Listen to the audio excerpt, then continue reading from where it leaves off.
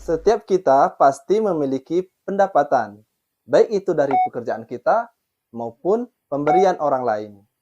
Pertanyaannya, uang yang kita miliki tadi akan kita kemanakan? Apakah untuk belanja, jalan-jalan, bayar listrik, atau untuk menabung? Sedikit banyaknya uang yang kita miliki harus kita atur dengan baik agar uang yang banyak tadi tidak habis sia-sia dan uang yang sedikit tadi dapat dimanfaatkan dengan maksimal. Nah, pengelolaan keuangan untuk diri kita saja penting untuk dilakukan, apalagi sebuah negara. Yap, sebagai sebuah negara, Indonesia pun memiliki sistem pengelolaan keuangan yang dikenal sebagai APBN. Apa itu APBN? Mari kita simak bersama penjelasan berikut. Anggaran pendapatan dan belanja negara atau APBN sebagai wujud dari pengelolaan keuangan negara ditetapkan setiap tahun dengan undang-undang dan dilaksanakan secara terbuka dan bertanggung jawab untuk sebesar-besarnya kemakmuran rakyat. Sederhananya, APBN sebagai alat untuk mengatur keuangan negara. Apa saja yang diatur? Ya, pendapatan dan pengeluaran negara.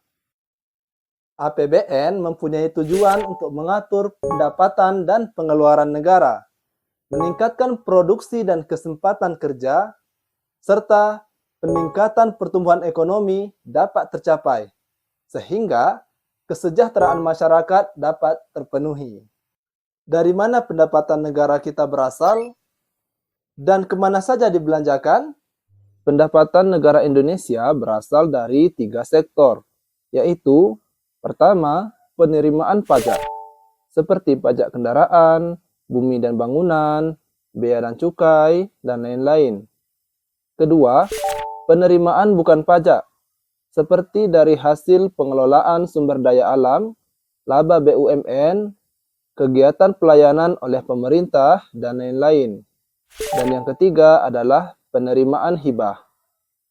Selanjutnya, keuangan negara akan dibelanjakan untuk 2 hal. Yang pertama, belanja pemerintah pusat yang terdiri atas bagian anggaran kementerian atau lembaga dan bagian anggaran bendahara umum negara.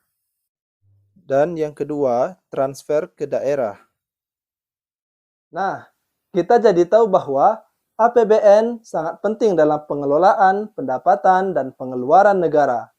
Selain itu, APBN juga memiliki fungsi sesuai dengan Undang-Undang Nomor 17 Tahun 2003 tentang Keuangan Negara. Fungsi APBN antara lain, fungsi otorisasi. APBN menjadi dasar untuk melaksanakan pendapatan dan belanja pada tahun yang bersangkutan.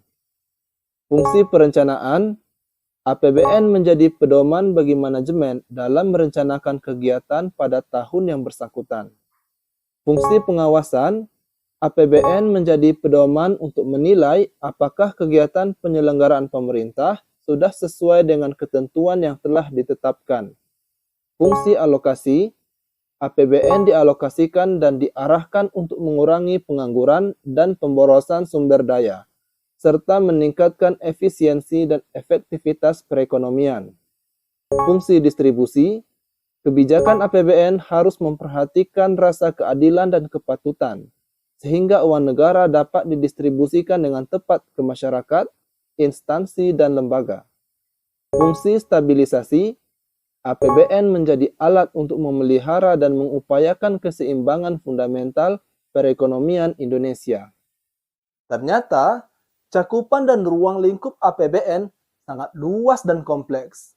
Jadi, siapa yang menyusun APBN? Pihak yang terlibat dalam penyusunan APBN adalah DPR, Presiden, Kementerian Keuangan, Bappenas, dan juga kementerian atau lembaga lainnya. Secara umum, pihak-pihak tadi terlibat dalam menyusun APBN yang terdiri dari 4 tahapan: perencanaan, penyusunan, pembahasan, dan penetapan. Nah, dari penjelasan tadi, kita bisa lihat bahwa pemerintah sangat perhatian dalam mengelola keuangan negara. Sebagai generasi muda Indonesia, kita harus lebih peduli terhadap APBN. Dengan memahami dan mengetahui pengelolaan keuangan negara, maka kita akan membantu mengoptimalkan pelaksanaan APBN. Serta, yang lebih penting adalah kita jadi tahu tentang pertanggungjawaban dan akuntabilitasnya. Ayo kita kawal pengelolaan APBN, karena APBN adalah uang kita. Generasi muda, peduli uang kita.